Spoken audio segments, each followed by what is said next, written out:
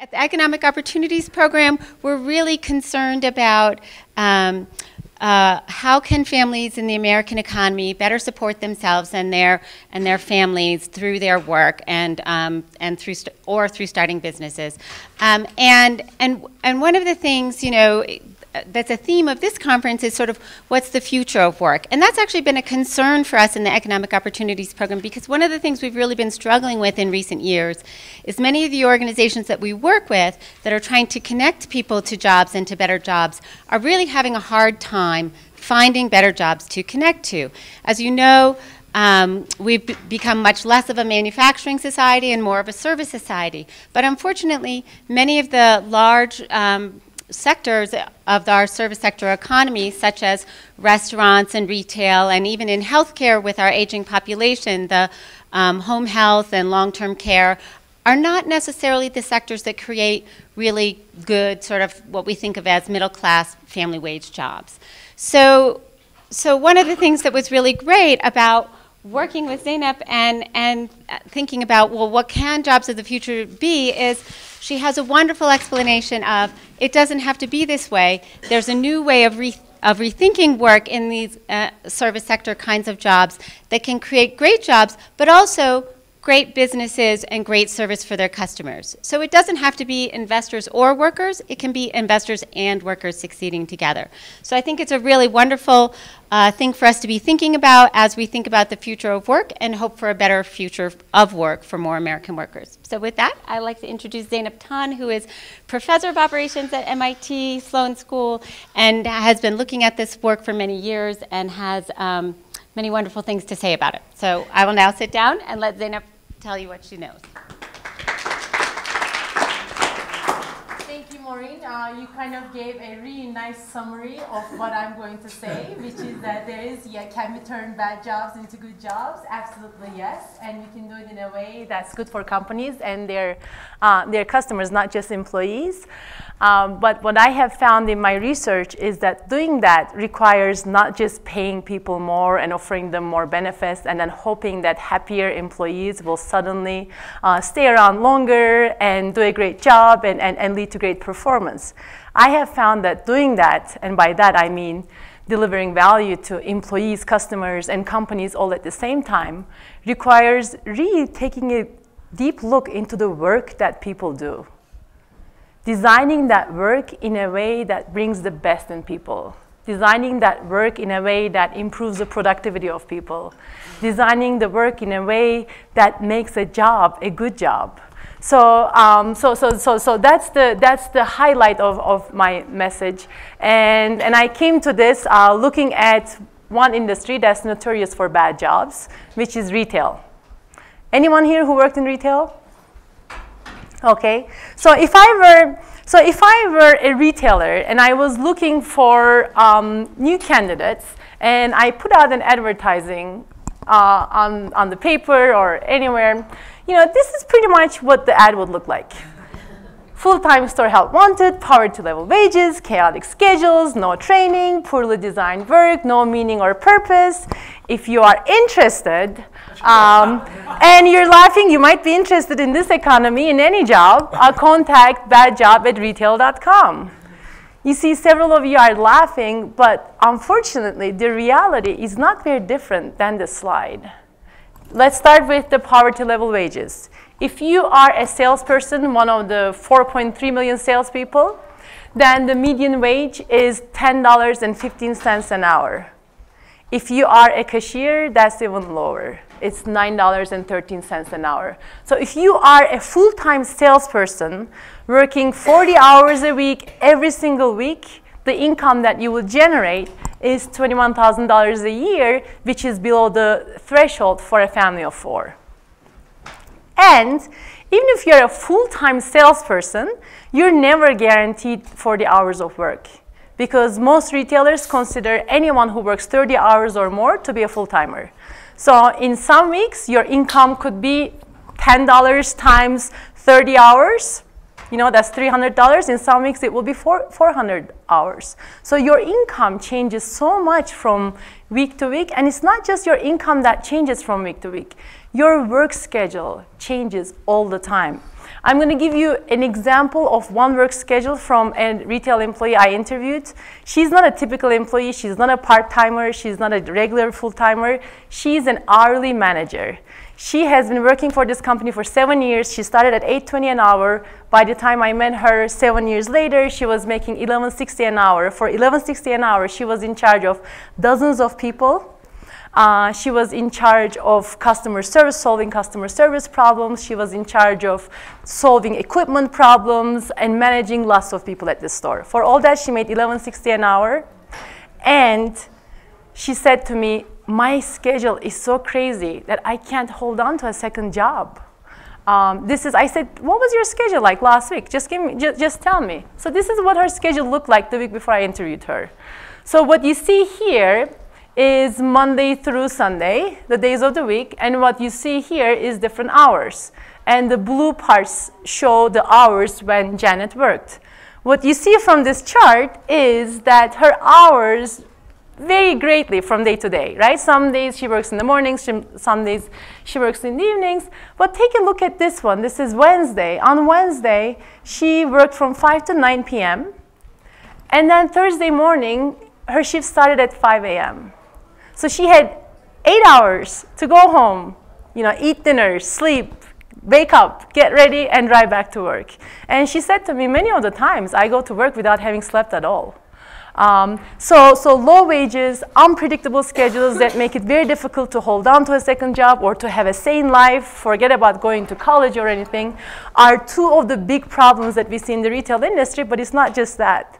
The way the jobs are designed make people feel almost worthless. I can give you so many quotes from so many different employees, but one of my favorite ones comes from this woman who works at a large retailer again, and she's a college grad. She worked in an advertising agency for many years before she was laid off.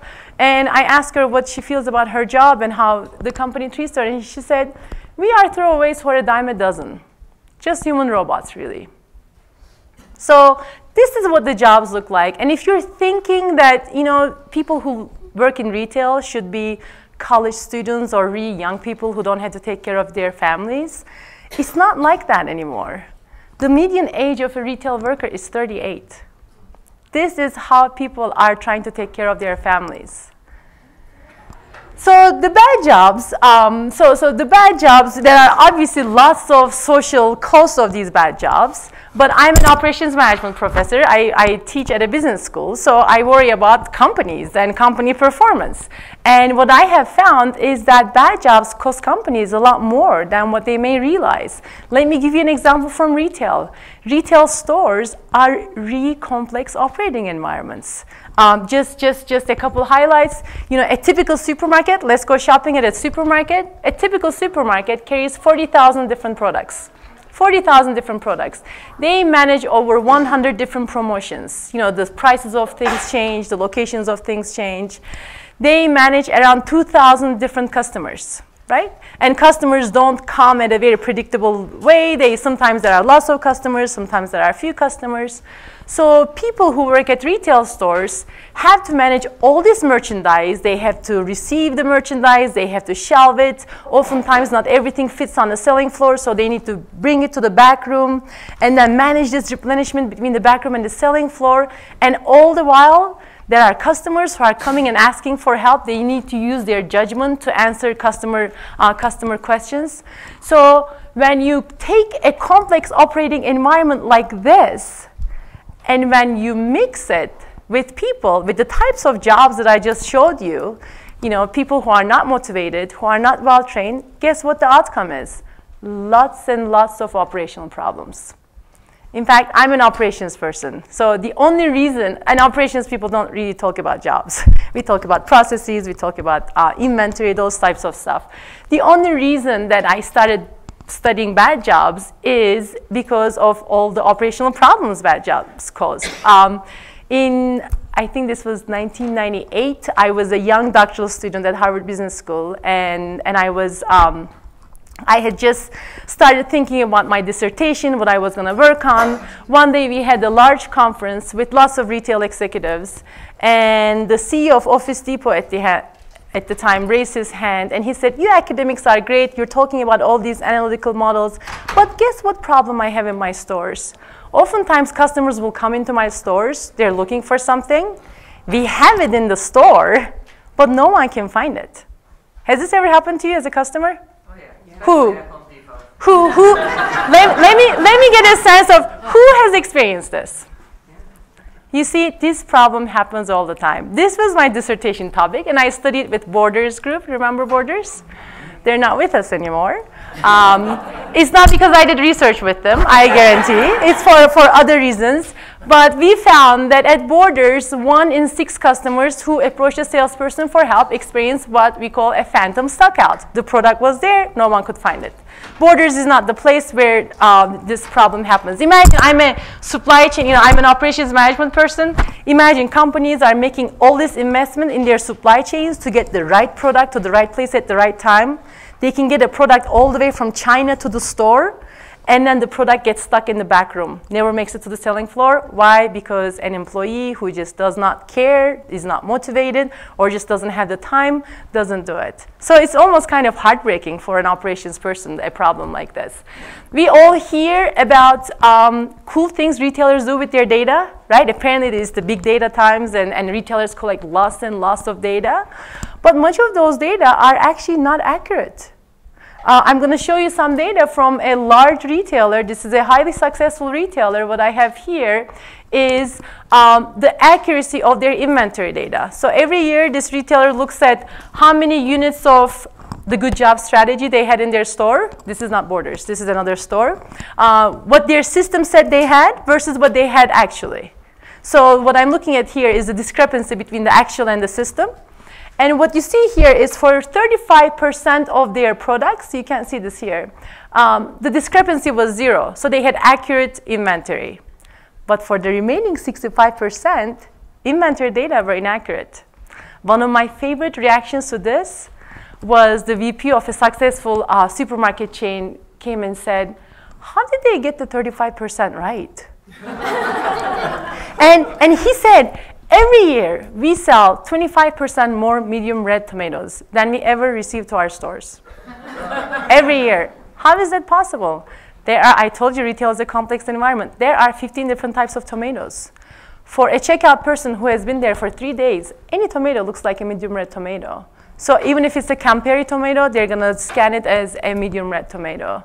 So problems like this happen all the time. And there are lots of other problems. These are just 2 examples. So what I found was that retailers offering bad jobs, not investing in their employees, put them in what I call a vicious cycle. So the vicious cycle started with a mentality that labor is just a cost, and we should minimize that cost as much as possible. And that mentality led to having either not have enough people or not having motivated, skilled, qualified people. And then that led to lots of operational problems like phantom stockouts, data quality, etc. Those problems reduce sales, they reduce profits. And then when sales are lower, of course, retail's budgets, labor budgets are smaller, and companies cannot invest in their labor. And this vicious cycle continues. Now, the thing is, this is how most companies operate in this vicious cycle. And you will hear that if we want the lowest prices, if we want to offer the lowest prices to our customers, this is the only way.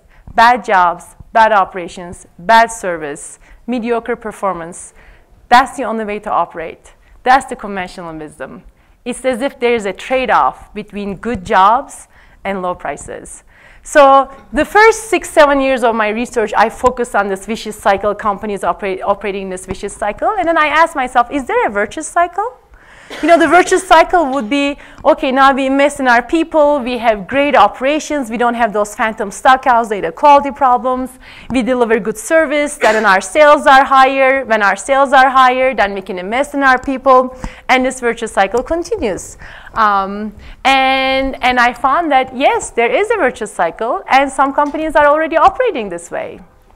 My first example of a company operating this way is a supermarket chain based in Spain. In fact, it's Spain's largest supermarket chain, and it's called Mercadona. Mercadona has more than 1,300 stores. They have around 20 billion euros in sales. So it's a large company.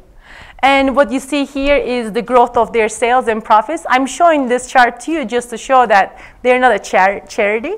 They are actually a very successful business. They have been making money for a long time. They have been growing for a long time, both sales growth and profit growth. So very successful financially. And Mercadona offers the lowest prices in Spain, period. The lowest prices. It's like Walmart of Spain. But where Mercadona differs is that they also offer good jobs. When you look at the jobs that Mercadona offers, they provide decent pay. If you're starting as a full-time person, your wage is almost double the minimum wage. And you receive a bonus, which is either 1 or 2 months of your salary. 85% of Mercadona's employees are full-time employees. And they have stable schedules. And they receive their schedules 1 month in advance. I showed you the schedule of an hourly manager from a large retailer and how it changed so much.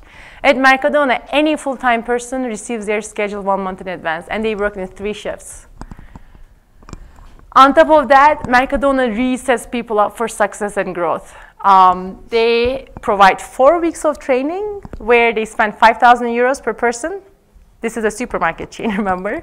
And they promote from within. So every store manager in this company started out as a cashier or as someone in the front line. And their employee turnover is 3.4%. Now, when they told me that this was their employee turnover, I didn't believe them. I thought that the Spanish had a different way of calculating turnover. So I kept asking, how exactly do you calculate turnover? And they said, well, it's the number of people who left divided by average number of employees. And I said, yeah, that's how we calculate it too. And it's no surprise when you offer good jobs, people want to stay. In a country like Spain, they definitely want to stay. My second example, so the first one is Mercadona. This is in Spain, supermarket chain. My second example, now let's come to the United States and let's go to Tulsa, Oklahoma. And let's visit a convenience store chain with gas stations. Anyone heard of Kwik Trip? Okay, so the second company that offered the combination of good jobs, low prices, and great performance was Kwik Trip. It's a convenience store chain with gas stations. They have more than 600 stores, over $8 billion in sales. It's a large convenience store chain. And they offer great service. When you go to their stores, it's always clean. You get in and out so fast. Products are always where they're supposed to be. People process 3 customers per minute at the cash register. They are that fast. Very successful company. Just to give you a sense of how successful they are financially, their store profits are 89% higher than not the average in their industry, but the top 25% in their industry. Their employees are a lot more productive than the industry average or the top 25% in their industry.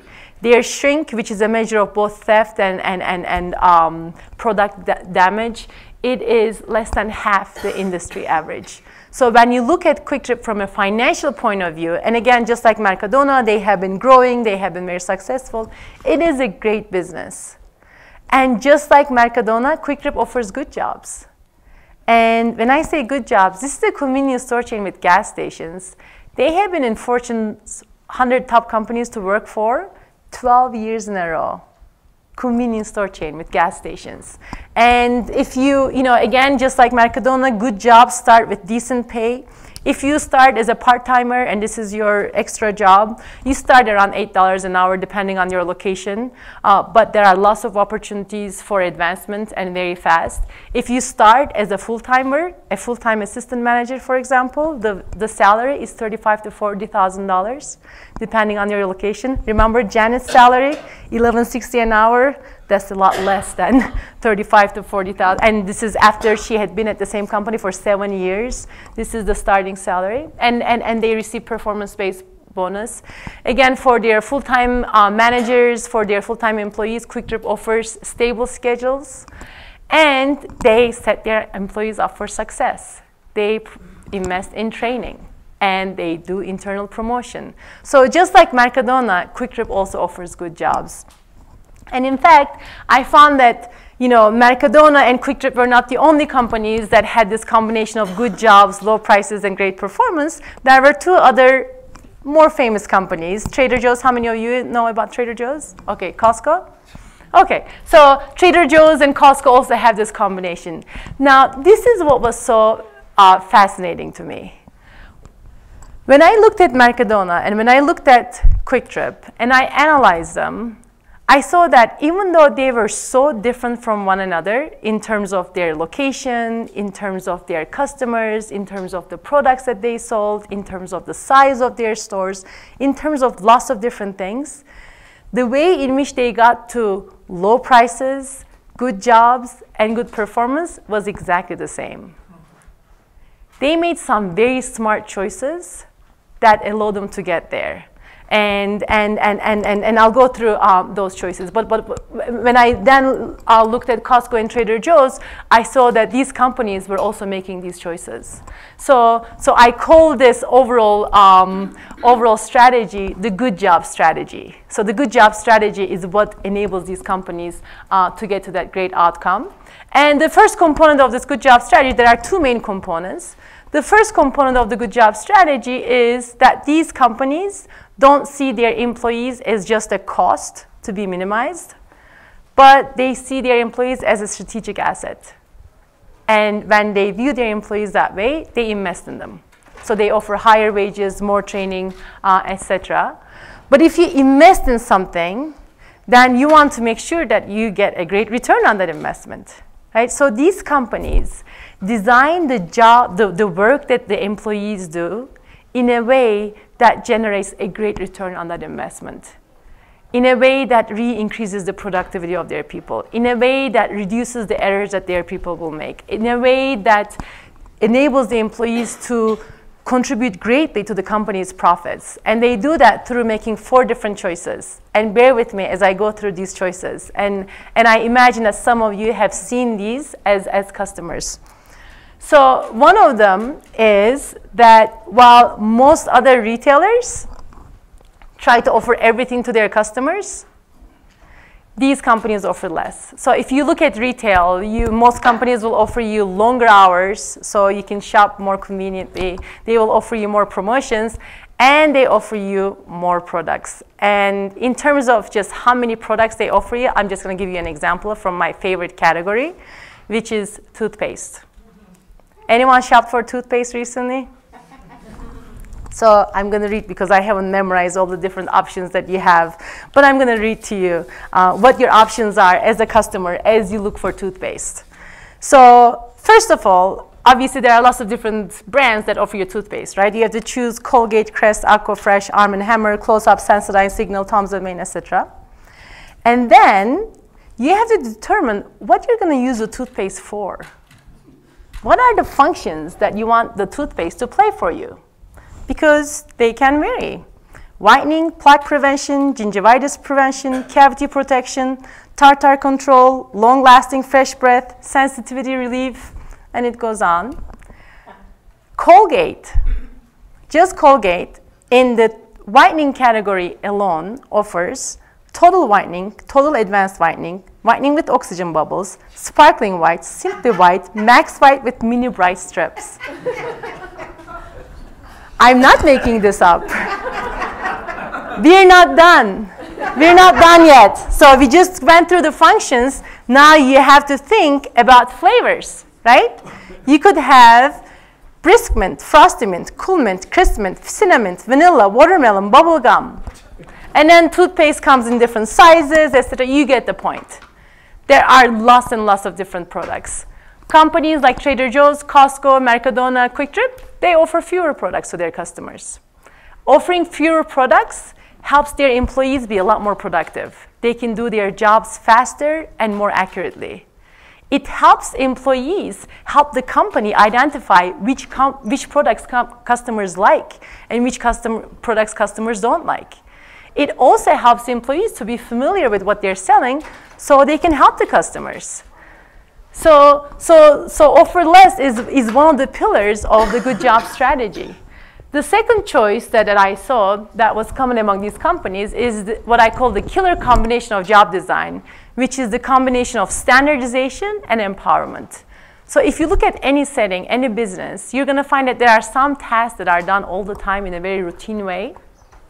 And these companies, like in the case of retail, receiving merchandise, shelving merchandise, processing customers at the checkout, these companies have standardized those tasks so that they're done more consistently, more efficiently, without errors all the time. But make no mistakes, the employees here are not robots just following standards. Employees working here are empowered to improve those standards. Employees here are empowered to make local decisions for customers that work best for their customers. That way, they could contribute more to company sales. That way, they could contribute more to improvement. That way, with standardization, they can do their jobs faster and more accurately. So the combination of standardization and empowerment is the second one. And of course, I'm going through these one by one, but in a fast way, they are a lot more complicated than I make them out to be, right? If you standardize and empower, you need to make sure that you implement standardization in a way that doesn't hurt people's dignity. If you empower people, you have to implement empowerment in a way that ensures that they make the right decisions for customers and companies. And these companies do all that as well. So that's my second decision, combination of standardization and empowerment. The third decision is cross-train. I showed you about how there are 2,000 customers that come into a supermarket and they come at different rates. You know, sometimes there are lots of customers, sometimes there are few customers. While these companies cross-train their employees so they could play a wide range of functions, right? When customers are there, they could open a cash register and help the customer. When the customers are not there, they can sell merchandise. They could do other tasks. This means that now the retailers could offer better schedules. Right? The schedules don't have to depend as much on traffic. So cross-training makes the life much better life for employees because it could allow for more predictable schedules. Cross-training makes the job a better job because most people like doing more, a number of tasks rather than doing the same thing over and over again. Cross-training also helps the companies because it means that everybody is productive all the time. And cross-training helps customers because it means that employees are now capable of helping the customers when the customer needs help. So each of these decisions, in fact, work for employees. They make jobs better jobs. They work for customers. They improve customer service. And they work for companies because they improve the productivity and reduce mistakes. My final decision, how many of you, let me ask you, those of you who work, how many of you feel like you are always rushed? You have too many things to do for the amount of time that you have? Well, most retailers also operate that way. They try to have as few people as possible to get as much work done as possible. But when you operate understaffed, you just give too much work to each person, then people make errors. They are rushed. They're not happy. They can't deliver good service. So these model companies err on the side of having too many people rather than having too few people. When they err on the side of having too many people, now people are not rushed, so they can do a good job. Now they can deliver better service. Now they can identify improvement opportunities and communicate those improvement opportunities to people who can act on them. And they can operate with slack because of all the other decisions that the companies make. So if you operate with slack, let's say you have more employees than you need, and suddenly, and your cashiers, the only thing that they know how to do is to just work the cashier. If there are no customers, they're just going to be idle, right? Not doing anything. But because these companies cross-trained, their people are never idle. So operating with slack works really nicely with cross-training. Cross-training works really nicely with offering less. It's much easier to cross-train employees when you offer less because they could be more familiar with different things. So the good job strategy is really a system that works best when each of these four choices are implemented together. That's what I had seen in my research. And these four choices, by the way, are not specific to retail. There are a large number of, lots of different environments where you can see each of these choices work so well. So these, what I found in my research is that these 4 choices, the good job strategy is really a strategy that satisfies employees, customers, and investors all at the same time by making jobs better jobs, by providing the lowest prices to customers, and improving sales, profit growth, higher productivity, etc. So it is a good strategy which delivers great performance, and it is a strategy that allows companies to adapt to changing conditions. If there are changes in what customers want, they could adapt. If there are changes in regulations, they can adapt. And let me give you one example of how companies can adapt so much better with a good job strategy.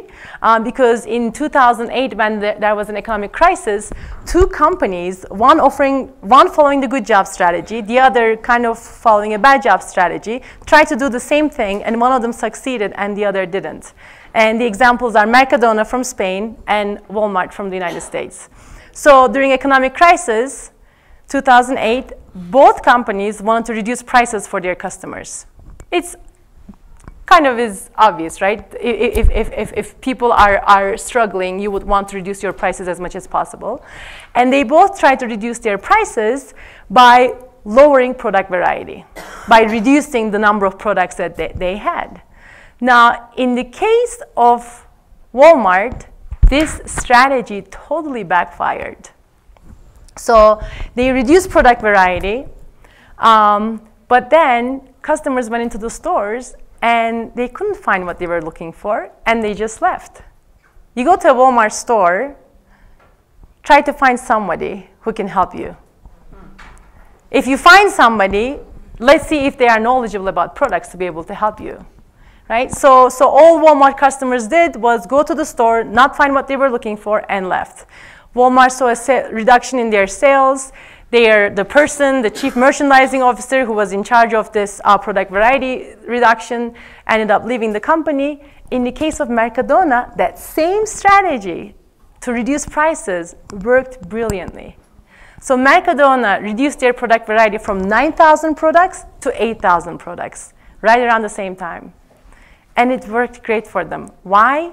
Because when a customer went into the Mercadona store, they're looking for something, they can't find it, an employee approached them.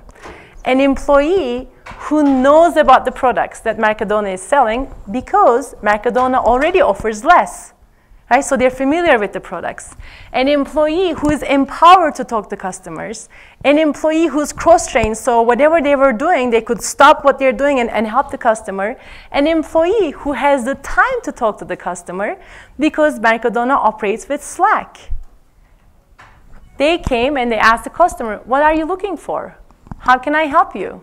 The customer said, the type of tomato that I usually buy is not here. Now the employee said, oh, we eliminated that, but here's another one that tastes just like the same. And by the way, we reduced our prices by 10%. So investment in people and this strategy was a substitute for product variety. Mercadona could do that. And the result was they reduced their prices by 10% in 1 year. And that's a huge thing. If you don't, if you're not in retail, their profit margins are 10%, in single digits. So being able to reduce prices by 10% is a huge deal. And they gained significant market share. Their market share went from around 15% of Spain's market to over 20%. That really is the power of the good job strategy. Now, as you can see, I can just talk on and on about the good job strategy and how great it is.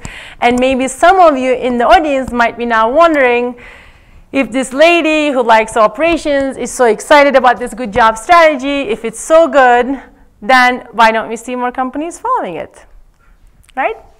How many of you are thinking about that? Okay, so I thought about it, and I don't have a single answer, just one reason to show you, but there are multiple different reasons. So the first one is that the good job strategy is really a long-term strategy. You need to make an investment in your people and in your operations, and then reap the benefit of that investment over a long-term period. So if you have, and labor investment, that investment, when you make it, you can quantify it, you can measure it, you can see the impact on your income statement. but that benefit of that investment comes long-term, hard to quantify. So when managers trade off short-term, easy to quantify, easy to measure versus long-term, the short-term always wins. And of course, when there's a lot of pressure from outside, especially from their investors, to focus on short-term, guess where they focus. So short-term mindset is one of the reasons why we don't see a lot of companies operating with the good job strategy. And in fact, the very successful companies, especially Costco, Kwik Trip, and Mercadona, those three companies that implement the good job strategy, one reason why they have been able to stick to it for such a long time is because they have very clear values that are long-term values. These companies take care of their employees, they take care of their customers, they emphasize excellence in everything that they do, and whenever there's a short-term pressure, they stick to their values. They won't do anything at the expense of their customers. They won't do anything at the expense of their employees, which means that when there's a short-term pressure, they have to find other ways to react to short-term pressures. They can't reduce wages. They can't reduce employee training. Now they have to do other things to innovate, and they do. Mercadona's example of reacting to the crisis is a great example of this. They couldn't reduce employee investment. They couldn't reduce customer service. They made lots of other innovations that enabled them to reduce their prices. So one of them, I call this values-based constraints. Their values create constraints for them, and they innovate under those constraints. So short-term mindset is one of the reasons why we don't see so many companies follow this. The second one is the good job strategy is hard. It is a more difficult strategy to follow than the alternative. I tell my MIT students all the time, excellence is a lot harder. Achieving excellence is a lot harder than achieving mediocrity. Right? And I oftentimes give this analogy with exercising. Right? We know that regular exercise is good for us. Right? It makes us live longer, it makes us healthier now, and it even makes us smarter according to research. But most of us don't exercise regularly because it requires a long-term commitment, and it requires hard work, discipline every day. The good job strategy is just like that. It is better for companies, but it too requires long-term view. It too requires hard work. It too requires discipline, and it's not easy. And then the final reason why we don't see lots of companies operating this way is because companies can make money following the bad job strategy. You can make money and provide bad jobs. You can make money by even providing bad service. As long as your prices are low, people will still continue flying with your airline or going to your stores or going to your restaurants. So the good job strategy is not the only strategy to be only profitable strategy. The bad job strategy is also profitable. So these are some of the reasons why we don't see others follow it. These are some of the reasons what makes it hard.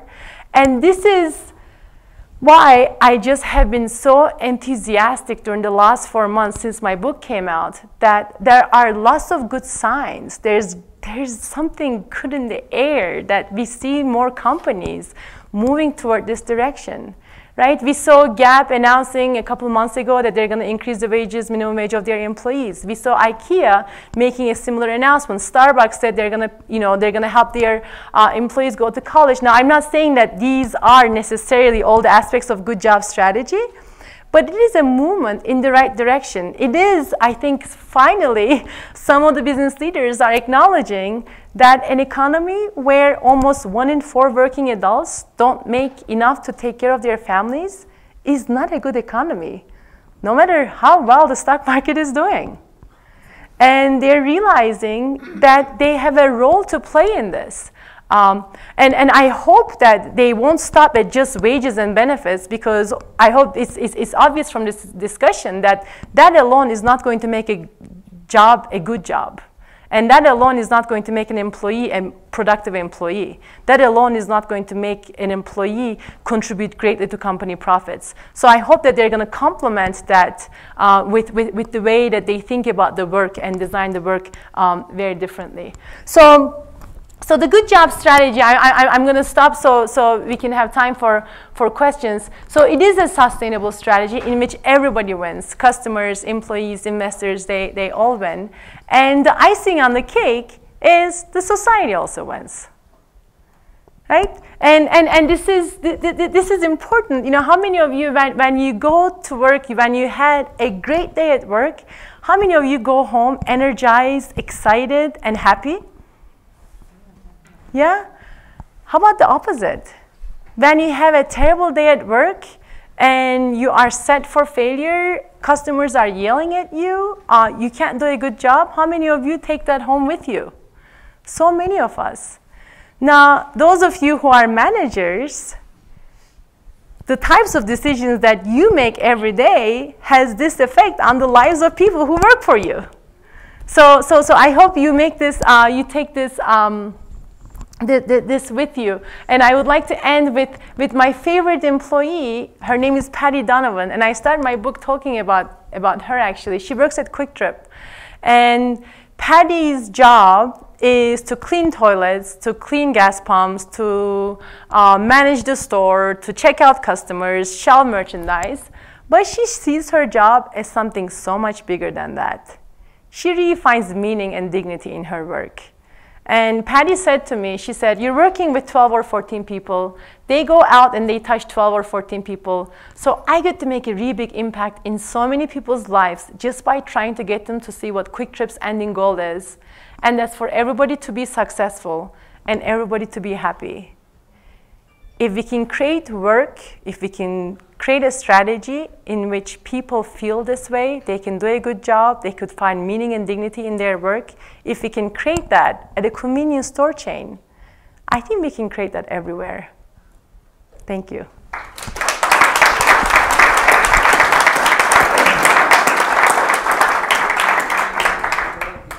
Yes? So one of the sort of like conventional wisdom facts is that like specialization of labor drives a lot of effectiveness. It seems like one of your points here is that that's not necessarily true.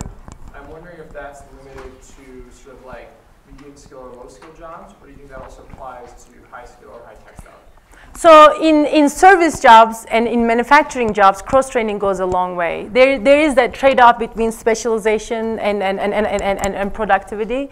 But in jobs like this, it makes a huge difference because it makes the job a much better job. For higher skilled jobs, when I say cross-training, I don't mean that everybody has to do everything all the time. You can have your specialization and know how to do a few other things so that you can be flexible. And flexibility is more important now for organizations because demand varies so much, supplies vary so much that the benefit of flexibility oftentimes trumps the cost advantage of specialization and doing the same thing over and over. Can we have questions come up here to the microphone and just put the line, and then we can get you on the website too, on the recording. Hi, I'm interested in how you address the issue that you start out this way with a good job strategy when your company's young and you grow it. I can certainly see the value and the increased productivity and all the things you talked about. If you have a legacy company that's 60, 70 years old and has been working on productivity primarily by trying to get more with less,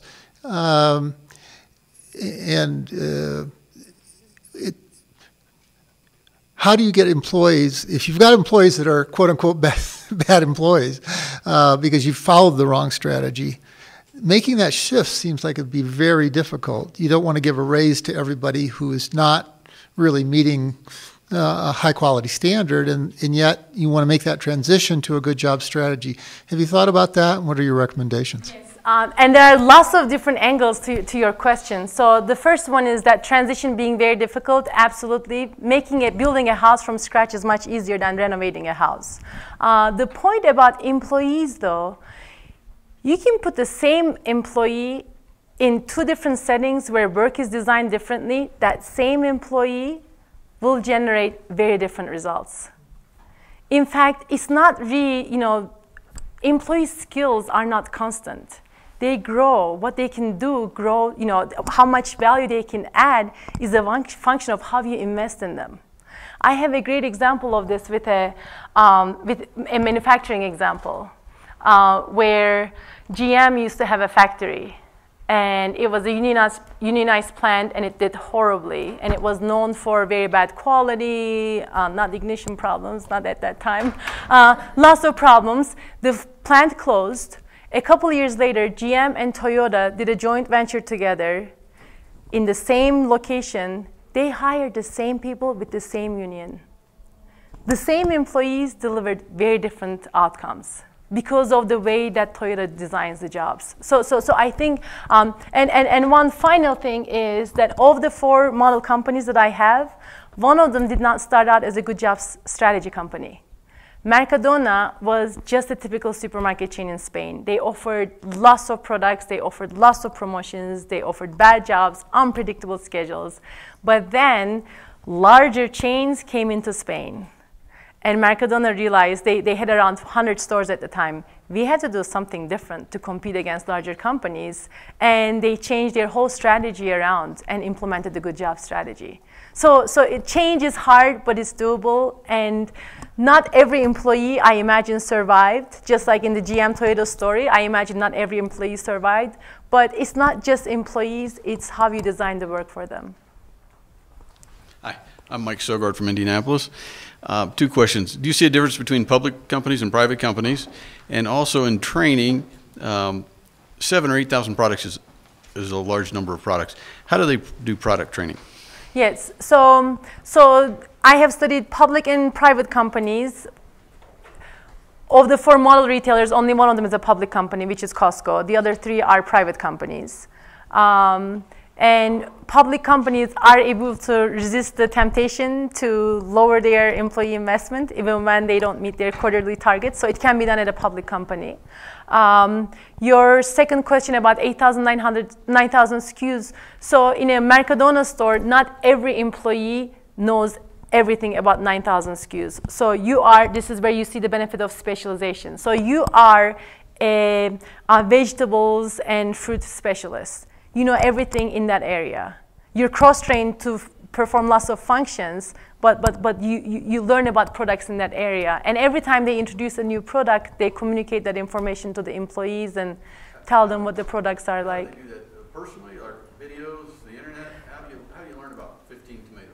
So they have every week, they don't offer 15 new products every time, but every week they receive a set of documents that goes through everything that they offered. They have supervisors that work very closely with them, and they talk about that. But it's different in different companies. Thank you. My pleasure. Thanks so much for your presentation. I thought it was spectacular. And I'm wondering, your work is focused mainly on how to change the logic of how business leaders think about the road to success.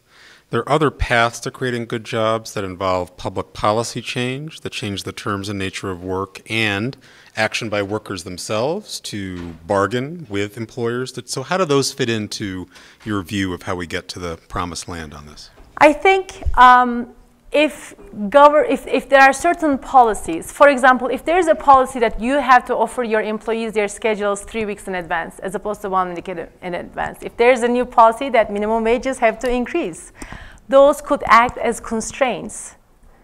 And now companies would be more encouraged to implement the good job strategy because now that they have to invest more in their workers, they will want to get more out of their workers.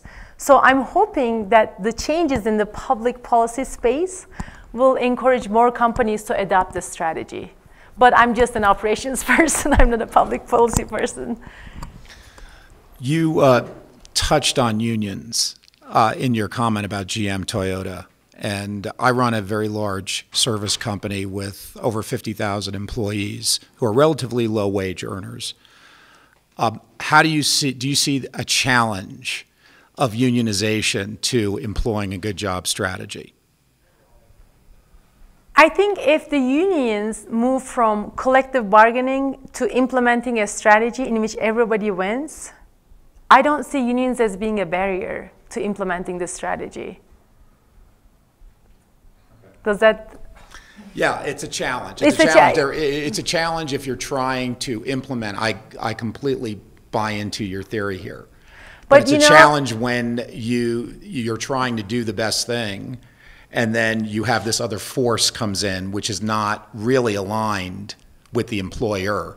It's aligned solely with the employee. Yeah. So I would say that it could create tremendous challenges from the corporate level, trying to put in the right strategy, the right program. It requires more work. It requires more work, but it's not necessarily a barrier. It could be, yes, it could be done. So I'm curious about how this strategy works for small businesses, especially because so with lower income earning people, even if you increase the salary by certain percentages, it will still be low. So I'm curious, one, with the companies that you looked at that are employing the good job strategy, like was it like an HR haven where everybody really was totally happy with their salaries, or does it get to a point where they still feel like they deserve more just because they've become used to what they're already getting? So that's a great question, and I think some of the examples that I gave might be intimidating for small business owners. When I say Mercadona invests 5,000 euros per person in training, I imagine that a lot of small businesses may not be able to afford that type of investment or even the salaries.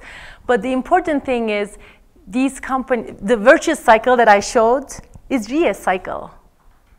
But it starts with a mentality that employees are a strategic asset, and we can use our employees to reduce costs, to increase sales.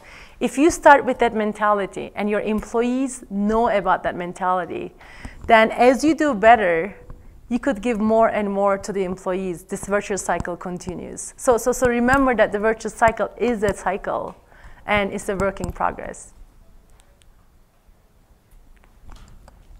Okay, great, thank you.